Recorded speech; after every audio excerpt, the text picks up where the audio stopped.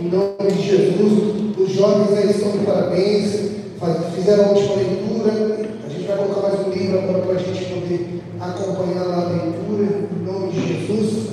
Amém? Amém. Nossa. Amém? Amém. Você tem que crer que vai valer a pena, viu?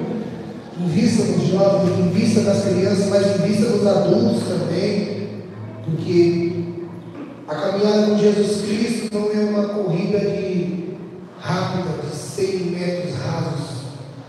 Ela é uma corrida que envolve uma maratona, e no meio dessa maratona existem muitos obstáculos. A corrida é longa, por isso que nós não podemos ficar impressionados por coisas que crescem diante de nós muito rápido, porque às vezes a gente vê as coisas crescendo diante de nós muito rápido e perde-se a sua força. É como a semente que cai na areia e ela então germina rápido, mas depois ela logo seca, vem o sol e a seca. O importante de caminhar com Jesus não importa muito se você começou bem, importa se você vai terminar bem. Você não precisa ter uma disposição em ser avassalador agora no seu começo. Você precisa ter uma disposição em perseverar e permanecer no caminho, indo, seguindo. Essa maratona, quando a gente vai andando com Cristo, a gente vai ver alguns ficando para trás.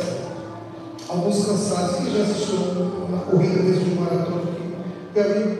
Eles vão correndo, de repente eles tentam pegar água, não conseguem, eles não voltam. Eles continuam indo, não dá tempo de voltar. Isso ilustra muito bem a nossa caminhada com Jesus. Às vezes nós estamos andando, estamos cansados, estamos fatigados. A gente vê a mesa com a água, a gente tenta pegar, não dá, vai voltar, não dá tempo. Continue seguindo, vai andando. Você já viu como muitos no final da corrida eles são egoístas. Eles estão tão focados em cumprir o seu propósito que às vezes alguns caem perto dele. O que eles fazem? Continuem. Aqueles que param e ajudam, que caiu, é colocado quase como num pedestal e fala: a gente acha que aquela ação é extraordinária, e realmente é nos tempos de hoje, mas isso não seria mais comum. Você vê alguém ao seu lado que caiu, que precisou, e você estender a mão, levantar e falar: vamos comigo, eu vou te ajudar. Não, eu estou te atrapalhando. Não, você não está atrapalhando. Teve um que estava correndo, tem aquele fato do brasileiro, né, que ia ganhar a medalha e a mulher ali atrapalhou, mas teve um também que eles estavam correndo e eles estavam muito cansados, mas de repente na reta final a filha dele furou o bloqueio, veio correndo e corta para ele, acabou, virou e falou: vamos, pai. E aquilo ali deu um gás e ele continuou correndo. E isso nos emociona porque nós precisamos ser motivados. Só que às vezes a gente não está discernindo espiritualmente. Todas as vezes que eu e você cansamos na nossa corrida, todas as vezes que eu e você pensamos em desistir ou em parar, Cristo vem correndo na nossa frente e fala: vem, filho, falta só mais um pouquinho. Vem, você aguenta mais um pouquinho. E de repente você olha e diz: Senhor, eu não aguento mais nada, eu estou exausto, não dá mais para mim. Ele fala: dá sim, você vai conseguir. Se tem alguém que acredita em nós, não é o seu marido, não é o seu namorado, não é o seu amigo, não é a sua esposa, não é os seus filhos. Quem realmente acredita em nós é Cristo. Ele olha para nós e diz: você é capaz de chegar no final dessa corrida. Senhor, tem muitos obstáculos, mas você é alguém que eu escolhi para fazer isso. Você já reparou? A todo momento a gente tenta evitar problemas. Sim ou não? Quem é que evita problemas? Ou tenta problemas? Meu Deus, olha. Mas você já se colocou no lugar da palavra que Cristo deu para você, que você é sal, que você é luz? Assim como nós falamos semana passada, que você é o resolvedor do problema. Quando a gente está cheio do Senhor, sabe como que a gente vive? Doidinho. Onde tem um problema que eu tenho para resolver? Onde tem alguém que precisa de uma oração? Onde tem alguém que precisa de uma palavra? Onde tem alguém que precisa de uma ajuda? Ah, mas ninguém me ajuda. Não tem a ver com isso. Olhar para Cristo é se esquecer de nós mesmos e deixar que Ele cuide de nós. Amém? O seu treinador é o Senhor. O seu motivador é o Espírito Santo. O seu prêmio é a coroa da vida. Você tem que permanecer e continuar até que Ele volte, ou até que você chegue no final da sua corrida. Amém? Amém. Eu quero que você me ajude em oração, para que a gente possa viver uma plenitude em Deus, para que a igreja seja animada pelo Senhor, para que o fogo do Espírito Santo esteja no nosso meio. A gente não pode aceitar pessoas mornas no nosso meio. A gente não pode aceitar pessoas com duas vidas no nosso meio. E eu não estou falando sobre aceitar aceitação de excluídos. Não estou falando sobre isso. Eu estou falando sobre não aceitar e se conformar com essa vida, mas transformar pela renovação da mente. Quantas vidas você tem? Uma. E essa você entregou a Cristo, sim ou não? Então você já não tem mais nenhuma. Então não tem como viver aqui uma vida e lá fora outra. É só uma. Fala comigo, é só uma. Amém? Abra sua Bíblia comigo. Em 1 Coríntios, capítulo 11, versículo 1.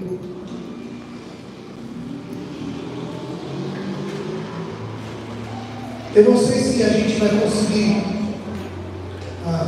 ministrar toda essa palavra, porque desde quando eu cheguei, o Senhor está ministrando no meu coração, e hoje é uma noite diferente, amém?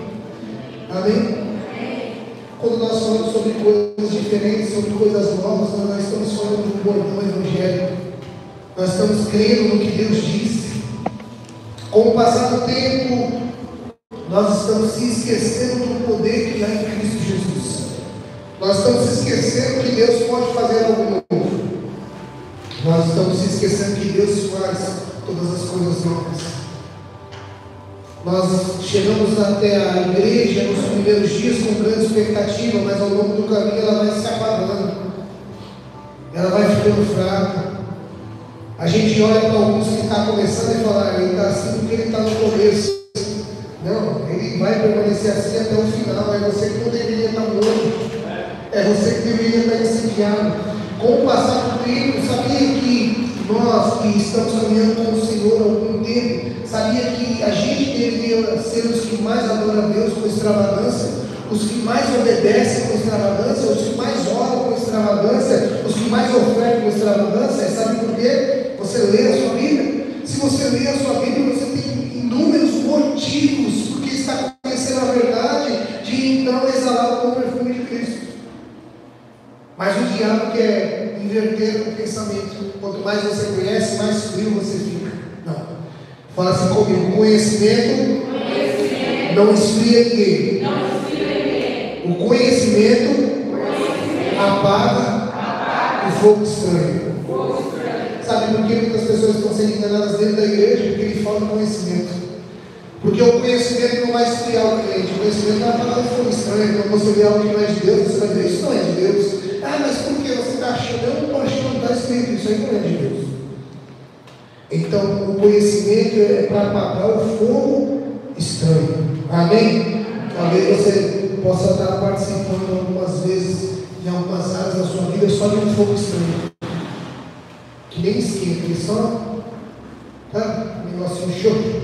Quem já comeu uma comida que não está nem morna, não é ruim? É mais fácil comer uma gelada do que mais ou menos. E o Senhor também pensa assim com você, porque Ele disse: antes fosse quente ou frio, porque é morno, vomitar-te da minha boca. Abriram em 1 Coríntios 11:1. Está escrito assim: sejam meus imitadores, como eu sou imitador de Cristo. Ou sejam meus imitadores, como eu sou de Cristo. Olha para quem está do seu lado. Você acha que você pode imitar essa pessoa porque ele está imitando a Cristo? São perguntas confrontadoras. São perguntas que nos deixam. E deixa eu te falar uma coisa. Olha como que a nossa familiaridade nos mata. Muitas das vezes, se você olha para um parente seu, talvez você não tenha tanto reconhecimento de que ele parece com Cristo. Mas se for qualquer outro desconhecido, talvez você dê mais valor ainda. Mas por quê? O que está atrapalhando? Fala comigo: a familiaridade. É isso que atrapalha, se acostumar. Porque nós não lembramos quem era esse familiar há poucos anos atrás, há poucos meses. Quem era essa pessoa e como ele está agora. A maior forma de ver o Evangelho sendo transformador na vida de alguém é aqueles que estão próximos. Por isso que no dia que você quiser saber se eu sou homem de Deus, olha bem para mim. E tenha essa ousadia também. No dia que você quiser saber se eu oro, se eu leio, se eu jejuo, se eu busco ao Senhor, se eu sou temente a Deus, não pergunte para mim. Pergunte para minha esposa. Quem vai dar o bom testemunho não sou eu, é ela. Porque aqui na frente das pessoas eu posso fazer de várias maneiras. Mas quando eu tiro toda a armadura, quem é que vai ver se eu estou com lepra como na mão ou não? É ela. Então no dia que você quiser saber se o pastor ora para trazer uma palavra, se o pastor é crente mesmo, se o pastor não grita, se o pastor não faz isso e aquilo, não perca seu tempo de perguntar para mim, porque eu possivelmente eu vou me defender.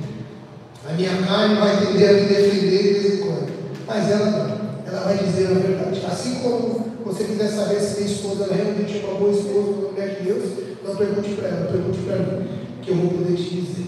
Amém? Amém. Então, sejam meus imitadores como eu sou de Cristo. Onde que você quiser daqui a pouquinho, tá bom? Sejam meus imitadores como eu sou de Cristo. Isso é algo tão sério. Pai querido, obrigado, Senhor, pela tua palavra, que o Senhor possa nos conduzir pelas veredas da tua justiça. Não me deixe, Senhor, te atrapalhar naquilo que o Senhor já está fazendo aqui, mas que essa noite seja uma noite impactante. O Senhor tem algo preparado especial para nós hoje e o Senhor está nos entregando. Então, que em nome de Jesus, que os corações aqui neste lugar saiam daqui completamente impactados pelo poder da tua glória, no nome de Jesus.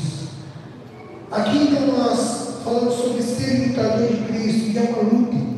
Aqui, domingo passado, nós falamos sobre Elias, o poder da vida, de uma vida de oração. E hoje nós vamos falar aqui, ou pelo menos começar a falar sobre Paulo, o exemplo de trabalho e amor por Jesus. Quando nós lemos aqui esse capítulo e esse versículo de 1 Coríntios, foi o apóstolo Paulo que disse isso para o povo de Corinto. Ele disse: está difícil de vocês ouvirem sobre Cristo, vocês entenderem sobre Cristo, está difícil de vocês compreenderem essas coisas, vamos fazer diferente, porque sejam meus imitadores, como eu sou de Cristo. Para alguém dizer uma palavra dessa, ele tem que estar muito convicto de quem é em Cristo Jesus. Porque através de uma palavra dessa, ele pode levar muitas pessoas à salvação, como pode levar muitas pessoas à perdição. Porque ele está dizendo algo tão sério que ele está dizendo: se você me imitar, você está imitando aquilo que Cristo queria que você fizesse. Se você olhar para mim e fizer o que eu faço, você então está imitando a Jesus. Ele não teve medo, ele não pensou duas vezes. Ele diz: sejam meus imitadores como eu sou de Cristo. Quando você tiver dificuldade de entender alguma coisa, olhe para mim. Para quê? Para que você consiga fazer. Por isso que eu sempre, quando tenho oportunidade, eu digo isso para as pessoas: você precisa ser corajoso. Quando alguém falar para você, crente é mentiroso, você tem que dizer: então olha para mim. Quando crente é isso, você tem que falar: olha para mim. Quando fulano é, olha para mim. Crente é qualquer, olha para mim. Por quê? Porque agindo assim e fazendo assim, você está sendo imitador de Cristo. Você está simplificando a mensagem. Você está fazendo com que a pessoa compreenda as Escrituras através de você. A Bíblia diz que nós somos uma carta, sim ou não? Não escrita por mão humana, mas escrita em corações por Deus, para que as pessoas passem pela nossa vida e leiam a nossa história, o que Cristo escreveu sobre nós. Então aqui Paulo diz isso: sejam meus imitadores, como eu sou de Cristo. O apóstolo Paulo é um dos maiores exemplos de dedicação e entrega que encontramos na Bíblia. Um homem transformado pelo encontro com Jesus, que viveu intensamente a missão que lhe foi dada. Em meio à perseguição, prisões e desafios, ele permaneceu fiel. Muitas pessoas hoje têm um entendimento de dizer, ou grande parte dela, você quer complicar a cabeça de uma pessoa e você dizer: qual é o seu propósito de vida? Qual é o seu chamado? Se dá uma luta, dá um nó na cabeça da pessoa, são coisas simples de resolver. Mas está faltando algumas pessoas que vão explicar dessa maneira: olha para mim, seja meu imitador, você vai entender o seu propósito. O seu propósito é seguir a Cristo, o seu propósito é amar ao Senhor, o seu chamado vem da palavra chamamento, que significa o quê? Aquele que o chamou. Então qual é o seu chamado? O seu chamado é Cristo. Não foi Cristo que te chamou? Ele é o seu chamado. O seu chamado é ouvir e obedecer. O seu chamado é ouvir e estar debaixo daquilo que ele disse. Então, servir ao Senhor é algo tão sério ao ponto da gente poder viver intensamente, de dizer para as pessoas: sejam meus imitadores como eu sou de Cristo. Você no seu trabalho, a pessoa pode te imitar porque você está imitando a Cristo ou não? Você no meio dos seus amigos, as pessoas podem te imitar porque você está imitando a Cristo ou não? Na sua escola, as pessoas podem te imitar porque você está imitando a Cristo. No seu relacionamento, as pessoas podem imitar o seu relacionamento porque você está imitando a Cristo.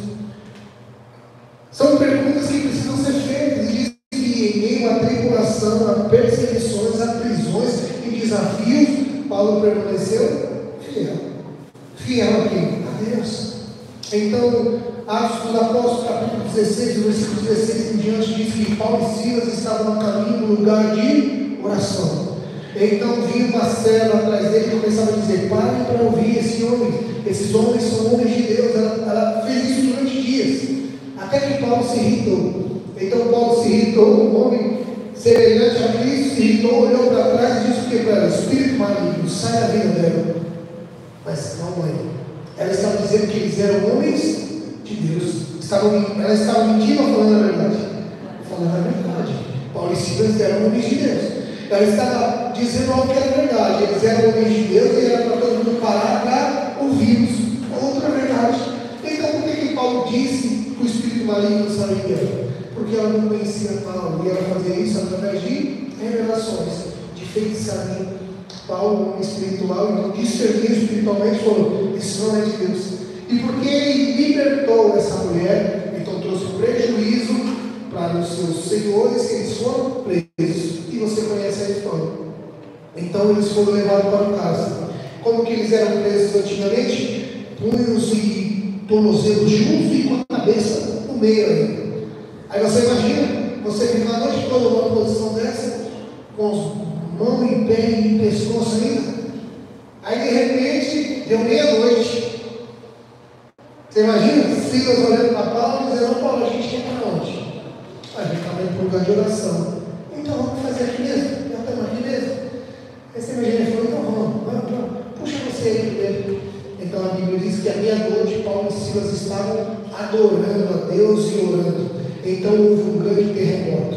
As celas do cárcere se abriram. Então o carcereiro tentou se matar. E Paulo disse lá de dentro: não faça isso. Quando houve o terremoto, a cela se abriu e tudo aquilo que prendia eles também caiu. Agora eles tinham a oportunidade de ir embora. Eles falaram: não, vamos ver qual é o propósito do Senhor aqui. Então o carcereiro tentou se matar, pegou a lamparina, viu as celas abertas e falou: eu vou me matar, porque eles fugiram e eu vou morrer. Então, para mim não ficar sofrendo, eu mesmo vou me matar. Então Paulo disse: não façam isso, estão todos aqui. Só que antes de serem presos, eles apanharam, foram açoitados, porque disseram a verdade. Eles apanharam, foram açoitados, estavam sangrando. Eles disseram: ei, não faça isso, estamos todos aqui. O que eu entendo com isso, estamos todos aqui? Que até os que estavam na outra cela vieram para ouvir Paulo e Silas. O que aconteceu aqui? De repente ele pega a luz e entra na cela, está lá Paulo e Silas. Falou: está todo mundo aqui, nenhum preso fugiu, tudo aqui. Então o carcereiro tirou para fora, começou a limpar as suas feridas e disse para eles o que ele deveria fazer para ser salvo. Paulo não pregou diretamente para ele. A tradução sobre a história judaica diz que todas as vezes que Paulo era preso, a cada 24 horas, tinha que se trocar o turno dos soldados. Fala para mim, por quê? Porque se eles não se trocassem, passava mais de 24 horas, os soldados se convertiam. Aí Paulo mandava as cartas e dizia assim: mandem mantimentos para mim e para os irmãos que estão aqui presos. Quais os irmãos que estão presos? Os soldados que se convertiam, e aí acabavam de se converter a preso de Paulo. Aí a cada 24 horas eles trocavam o turno: tira, por quê? Porque senão esse homem vai se converter.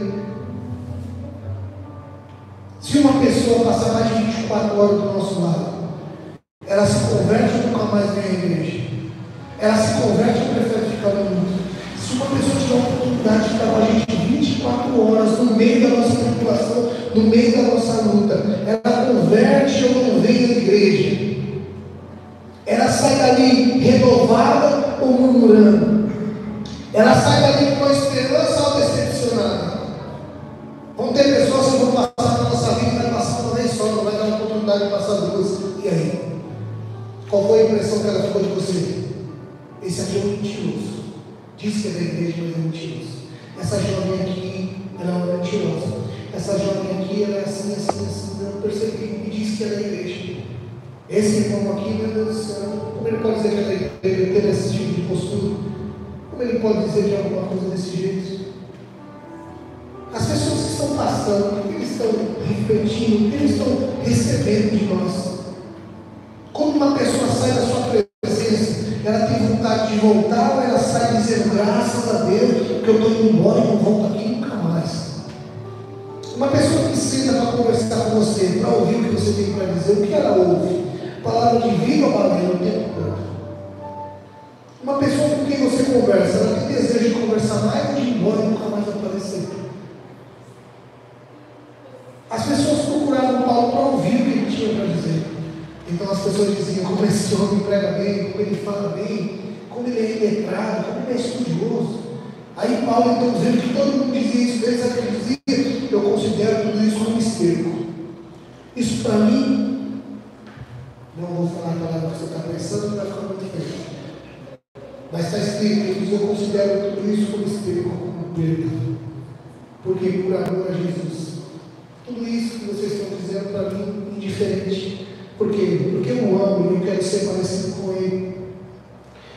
Charles Spurgeon diz assim, ó: trabalhe como se tudo dependesse de você e ore como se tudo dependesse de Deus. Parece simples, sim ou não? Não parece uma questão de lógica? Quem está acordado aqui, pelo amor de Deus? Parece uma questão de lógica ou não? Mas nós não fazemos isso. Nós trabalhamos como se tudo dependesse de nós, mas a gente não ora como se tudo dependesse de Deus. Porque tem situações da nossa vida que a gente sabe que consegue resolver, para que eu vou orar para Deus? Aí sabe qual é o nosso pensamento? Eu não vou incomodar Deus, é sério? Você acha que Deus se sente incomodado com você? Se Ele se sentisse incomodado com você, Ele não te escolhia, Ele não te chamava. Ele não ia perder o tempo dele com você.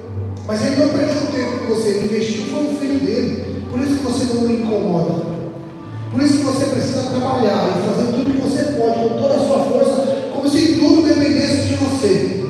Mas todas as vezes você vai orar a Deus e diz: Senhor, tudo depende de ti.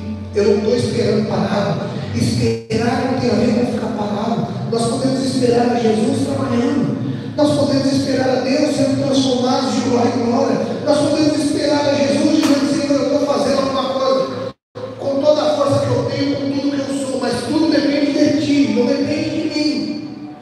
Você acha mesmo que não era o nosso desejo que todas essas cadeiras estivessem cheias, que coubesse gente com essa porta aqui, que tinha que tirar isso aqui ou ir para outro lugar amanhã? Mas não depende de mim, depende dele. Ah, então não está cheio porque Deus não está fazendo? É o contrário, muito pelo contrário. Deus sabe a medida exata que a gente pode caminhar. E se Deus nos desse aqui 300 pessoas agora, hoje, a gente tinha estrutura para cuidar de 300 pessoas? Aí o que seria um trabalho? Não, inútil. Talvez, de repente, de Deus está assim, só esperando. Mas se o povo não se desperta, e se o povo não se levanta, e se o povo não se agita, como é que ele vai fazer? Se Deus não desperdiça nem pão, Ele disjunte tudo e coloca no cesto para que nada se perda. Ele vai perder gente, ele vai perder pessoas.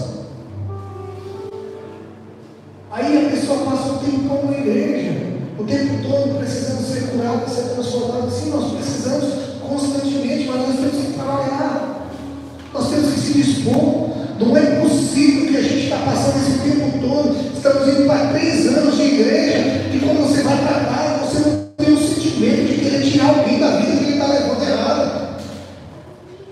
Não tem como, se a gente passou anos e anos da nossa vida mendicando um pão, andando como um faminto, e agora a gente encontrou a fonte da vida, a gente não compartilha o pão com ninguém. Não existe isso. A gente está sem noção, porque se a gente não compadece do outro, se a gente não ama o outro, se a gente não faz pelo outro, quem está doente? Somos nós. A doença espiritual está em nós, não está no outro, não. É fácil chegar aqui e depois que estamos na igreja dizer que todo mundo está fora e demonizar. Que todo mundo tem que se arrepender e se converter. É uma verdade. Um dia éramos nós, sim ou não? Sim ou não? Você já esqueceu que no seu passado bem recente saiu um demonizado? Eu também era. Mas Cristo não achou por bem nos libertar? Como que agora a gente vai viver esse egoísmo? A gente está fazendo do cristianismo um egocentrismo das coisas. É para mim, isso aqui é para mim. Nossa, isso aqui converteu bem para cá. Não, isso aqui não pode sair de lá, não. Que isso? Não, levamos as pessoas a Cristo. E E ele disse que aquele que o Pai deu as mãos dele, ninguém pode tomar. Então não precisa se preocupar. A gente só tem que levar até ele. Nós somos como os cordeirinhos de Jesus, todo mundo feliz. Não, eu estou passando tribulação, você estava morto. Não, eu passo dificuldade, você ia para o inferno, você já não vai mais. Então eu sou cordeiro de Cristo feliz. Fazendo o quê? Buscando outro cordeirinho na casa de você. Você anda aí para esse caminho, não é esse aqui. Não, mas eu vou para lá, mas vem para cá. Já viu o que vídeo? O pastor vai resolver uma luta. Passa o dia inteiro para tirar uma bala. Quando tira, põe. Aí ele põe a bexiguinha para aqui. Quando ele vai pegar o negócio, ela vem correndo. Mas não dá vontade de deixar lá.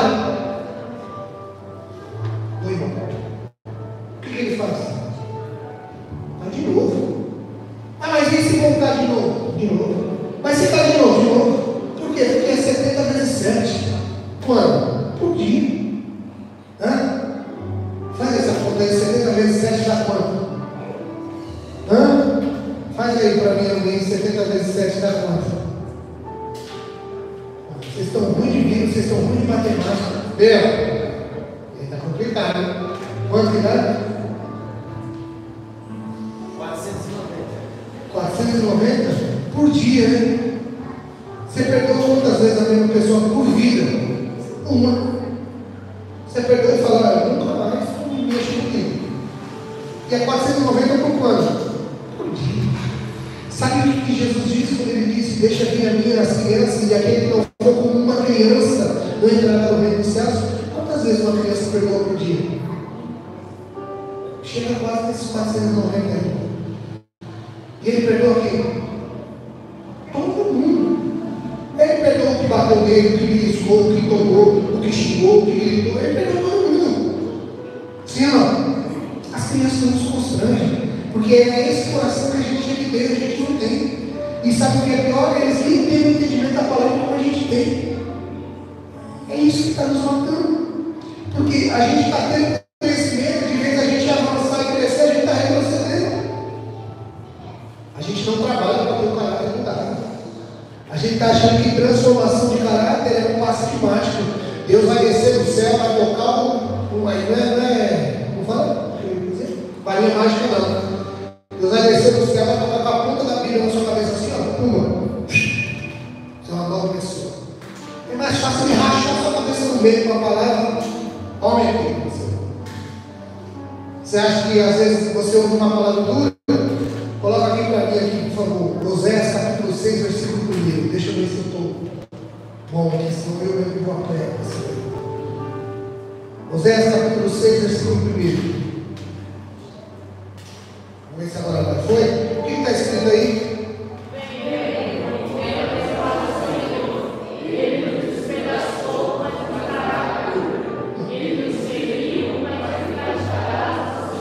Não acredito.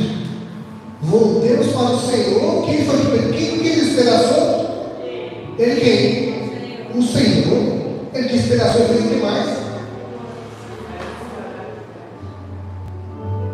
Quem é que nos fere? Ele. Para que ele fere? Para poder te curar. Por isso que você ser ferido pela palavra de Deus vem cura, vem transformação. Mas sabe qual é o seu problema? Você não aceita ser ferido pela palavra, mas você aceita ser ferido por qualquer outra pessoa na sua vida.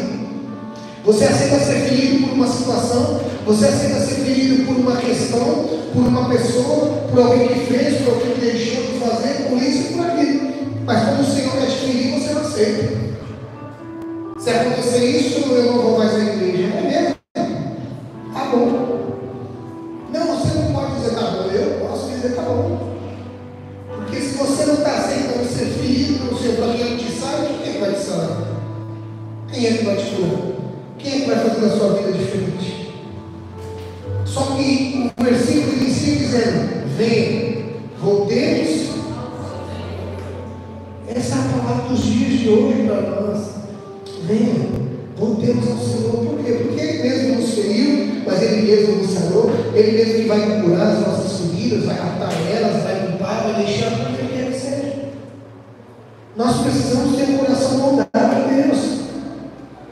Duas marcas da vida de Paulo que todo cristão deve buscar: seu trabalho incansável pelo reino e seu amor apaixonado por Jesus. Se tem alguém na Bíblia que a gente pode dizer que era completamente apaixonado por Jesus, era Paulo. Talvez a gente vai lembrar sempre de João. João era um discípulo amado, mas quem amava Jesus com intensidade era Paulo. Paulo, as pessoas o agrediam, o apedrejavam, o arrastavam como um morto pela cidade e colocavam do lado de fora. Quando Paulo abriu os seus olhos, a primeira coisa que ele dizia: ai, você imagina a pessoa perguntando: eu sei, Paulo, está doendo, você está todo quebrado. E ele: ai, o que foi? Está mostrando que está doendo? Não, ai de mim, se não pregar o Evangelho de Cristo Jesus, o meu Senhor e Salvador.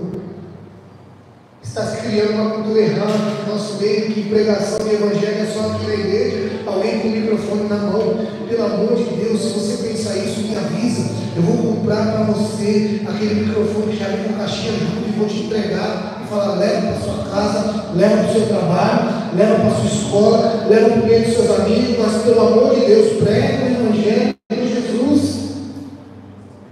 Você está achando que pregação é só isso? Você acha que a missão de Cristo se resume num pastor com o microfone na frente da congregação pregando o Evangelho de Jesus? Irmão, isso aqui é edificação do corpo. As pessoas vão entrar por essa porta que não conhecem a Jesus, o Espírito Santo vai pegar ela, vai conversar, ela vai aceitar Jesus, vai. Mas a igreja, quando fecha essa porta aqui, ela não morre não e ressuscita domingo de manhã.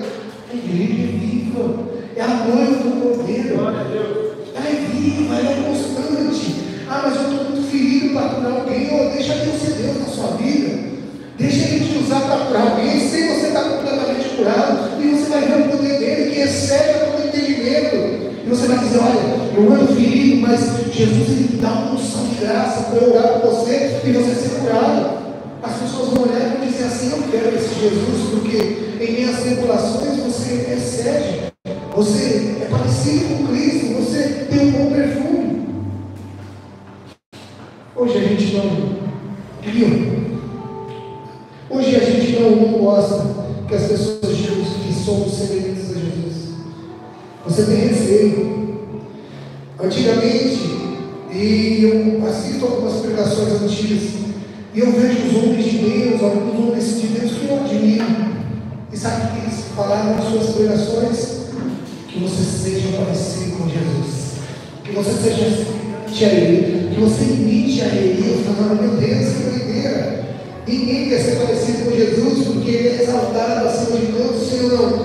Amém, e Ele é mesmo. Mas eu preciso, não. Eu preciso ser uma cópia dele. Eu preciso que as pessoas olhem para mim e falem: você está parecendo com Jesus.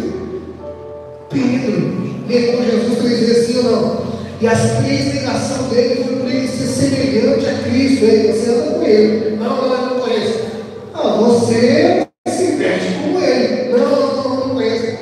Não, você fala como ele. Eu vi você junto com ele. Não sou ele. Não, você é crente. Não. Eu vou à igreja. Não, vou lá na igreja. A igreja é diferente dessas todas outras. Não tem essa igreja que é cheia de regra. A minha é diferente. Quem disse isso? Eu estou deixando vocês entenderem isso.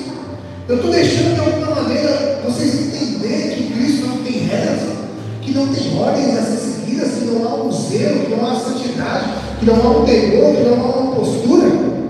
Se é pela falta de roupa assim assado que você entende isso, você precisa renovar a sua mente. Porque tem pessoas que estão no padrão religioso de roupa, mas o seu coração está longe de Deus. Mas isso também não é uma legalidade para você fazer da sua vida o que você quer, dizer que Jesus está no seu coração. Mas o padrão é Cristo. Se as roupas que a gente veste, o que nós assistimos, o que nós ouvimos, o que nós cantamos, se Jesus estivesse na nossa frente, seria assim o nosso comportamento? Essa é a medida que a gente tem que ter. A nossa medida não é pela ordem que o pastor dá, não. Eu não quero boné, né? E daí eu quero ver se eu comprei seu boné? Acho que o problema é seu, você quer usar, você usa. Você acha que o pastor está falando: não usa uma bermuda, não, que é pecado? Por quê? Pecado é você estar de calça e estar vendo pornografia. Pecado é você estar de calça e estar se masturbando, fazendo coisa que não tem que fazer. Isso é pecado.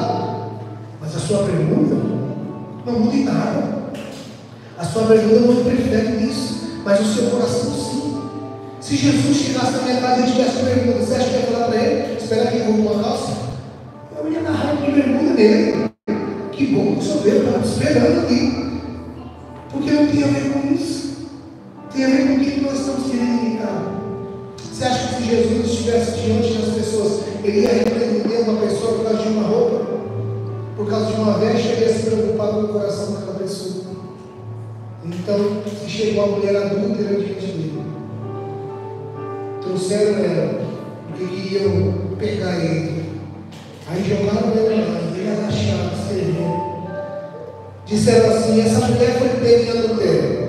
A lei diz que ela tem que ser apedrejada. E você? Tu, porém, o que você disse? Aí ele continuou rabiscando, daqui a pouco ele se colocou de pé. Meu irmão, se uma palavra dessa não mexe com você, porque nesse caso a gente não é os fariseus com a pedra, a gente não é Jesus e a gente não é o chão. Você sabe muito bem quem você é nessa história. Eu e você, nós somos adúlteros. Nós somos aqueles que fomos trazidos para ser apedrejados e a lei aprovava isso, era para a gente ser apedrejado mesmo. Aí então ele se coloca de pé, nem olha para o pecador, ele olha para os outros e diz assim: qualquer um de vocês aqui que não tiver pecado, que atire a primeira pedra.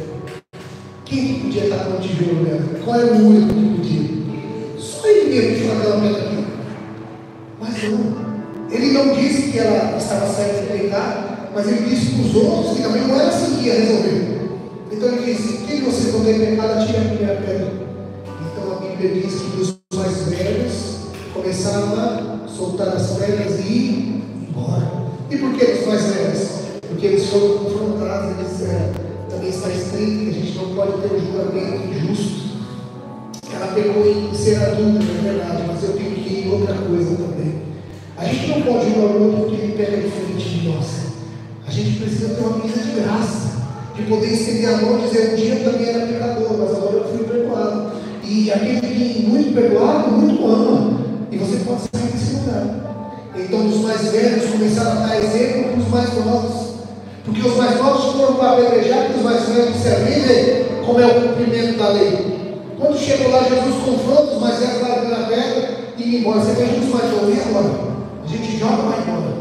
Vamos embora, porque quem a gente admira foi embora, largando a pedra e indo embora. Você imagina a conversa depois? Por que os senhores largaram as pedras e vieram embora, se a gente era cumprir a lei? Porque aquele Jesus, ele falou a verdade. Nós não pecamos em adultério como ela, mas nós pecamos em outras coisas. E por isso nós não éramos dignos de tacar essa pedra. Aí então Jesus, agora eles foram embora. Jesus olha para a adúltera e diz assim para ela: onde estão os seus acusadores? Ela diz: foram todos embora.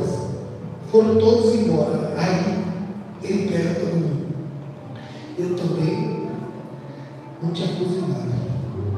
Vá e não peques mais.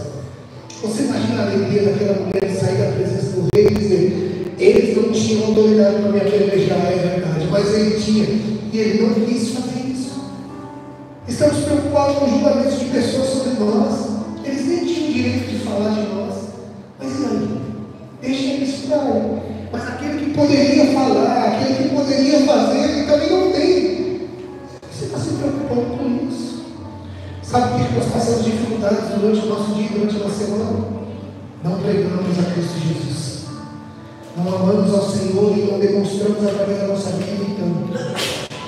Mas que isso mude na nossa vida em nome de Jesus. Amém? Você pode ficar de pergunta.